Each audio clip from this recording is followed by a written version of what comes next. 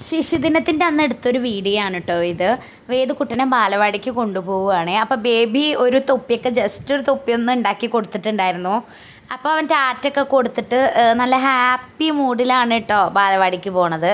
അപ്പോൾ ഏട്ടൻ ഉണ്ടായിരുന്നതുകൊണ്ട് ഏട്ടൻ കൊണ്ടാക്കാമെന്ന് പറഞ്ഞു. തൊട്ടടുത്ത് തന്നെ ബാലവാടി. അപ്പോൾ ഞങ്ങൾക്ക് അമൃതം പൊടിയും വാങ്ങാണ്ടായിരുന്നു. അപ്പോൾ എന്നാൽ വേഗം പോയി വരാമെന്നുള്ളൊരു പ്ലാനൊക്കെ ആയിരുന്നു. ഞാൻ വിചാരിച്ചു അവനൊന്ന് അവിടെ ഇരുത്തിയാലോ എന്നൊക്കെ വിചാരിച്ചു കേട്ടോ. കണ്ട് അവൻ നല്ല ഹാപ്പിയാണ്, കരയണമൊന്നുമില്ല. അവിടെ ചെന്നു അവൻ്റെ കളിപ്പാട്ടങ്ങളൊക്കെ ആയിട്ട് കളിക്കാൻ തുടങ്ങി. ടീച്ചറൊക്കെ അവിടെ ഇരിക്കുന്നുണ്ട്. ഓരോ പാരൻസൊക്കെ വരുന്നേ ഉണ്ടായിരുന്നുള്ളൂ കേട്ടോ. ഞങ്ങൾ ചെല്ലുമ്പോൾ കുട്ടികളൊന്നും ഉണ്ടായിരുന്നില്ല. പിന്നെ അങ്ങനെ ഓരോരുത്തരായിട്ട് വരുന്നുണ്ടായിരുന്നു. വൈറ്റ് ഡ്രസ്സാണ് കേട്ടോ ഒരുവിധം എല്ലാ കുട്ടികളും ഇട്ടത്. വേദക്കുട്ടനെ വൈറ്റ് ഇല്ലാത്തത് കൊണ്ട് ഞാൻ ഈ ഡ്രസ്സ് ഇട്ട് കൊടുത്തു. തൊപ്പിയൊക്കെ അവർ അവിടെ നിന്ന് തന്നെ കൊടുത്തു കേട്ടോ. അപ്പോൾ അവൻ കണ്ടോ നല്ല ആക്റ്റീവായിട്ട് അവിടെയൊക്കെ നല്ലൊരു കുട്ടിയായിട്ട് ഇരിക്കുന്നുണ്ട് കേട്ടോ.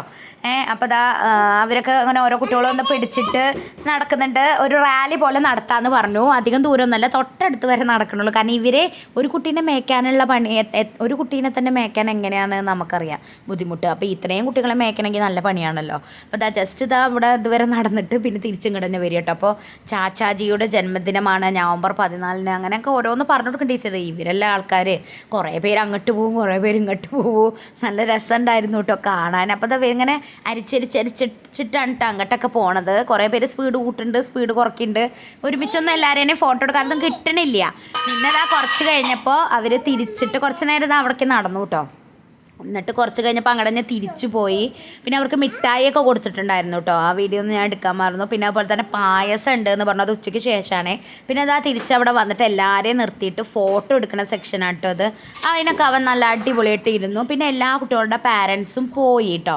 അത് കഴിഞ്ഞിട്ട് ഞാൻ കുറച്ച് കഴിഞ്ഞപ്പോൾ അവിടെ ഇരുന്നു. എല്ലാ പാരൻസും പോയി. എന്നാൽ ഞാൻ അവനെ ഒന്ന് അവിടെ ഇരുത്താമെന്ന് വിചാരിച്ചു കേട്ടോ. പ്രയറും കാര്യങ്ങളൊക്കെ ചെല്ലുന്നുണ്ടായിരുന്നു കേട്ടോ. പ്ലഡ്ജൊക്കെ ചെല്ലി. എന്നിട്ട് ഞാൻ പറഞ്ഞു അജിത മേമോട് ഞാൻ ബാക്കിൽ പോയി നിൽക്കാം, അവൻ കരയുകയാണ് എന്നുണ്ടെങ്കിൽ വേണ്ട. ആദ്യത്തെ കുറച്ച് ദിവസം കരയും, എന്നാലും വേണ്ട, ഞാൻ ഇപ്പം ഇരുത്തണില്ല, ജനുവരി തൊട്ടിട്ട് ഇരുത്തണ്ടുള്ളൂ എന്ന് പറഞ്ഞു കേട്ടോ. അപ്പം എന്നാൽ ശരി, എന്താ പറയുക, അപ്പം എന്നാൽ ജനുവരി തൊട്ട് ഇരുത്താം എന്നുള്ളൊരു പ്ലാനായിരുന്നു. അപ്പോൾ ഞാൻ ജസ്റ്റ് ഒന്ന് പരീക്ഷിക്കാൻ വേണ്ടിയിട്ട് ബാക്കിൽ പോയി കുറച്ച് നേരം കേട്ടോ. ഒരു 15 മിനിറ്റ് 20 മിനിറ്റ് ഒരു ശബ്ദവും ഇല്ല, ഒന്നും കേൾക്കണം. അപ്പം ഞാൻ വിചാരിച്ചു അവൻ ഓക്കെ ആയിട്ടുണ്ടാവുമെന്ന്. അപ്പം പിന്നെല്ലാം മനസ്സിലായേ അവന് ഞാൻ അവിടെ ഇല്ല എന്ന്. അതിൻ്റെ രംഗം നിങ്ങൾ കണ്ടോളൂ.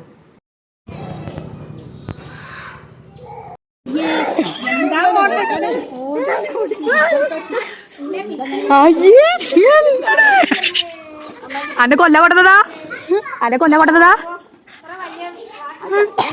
അതെ തേങ്ങണ് എന്തുട്ടിയേ. ബാലവാടി ഇരിക്കട്ടെ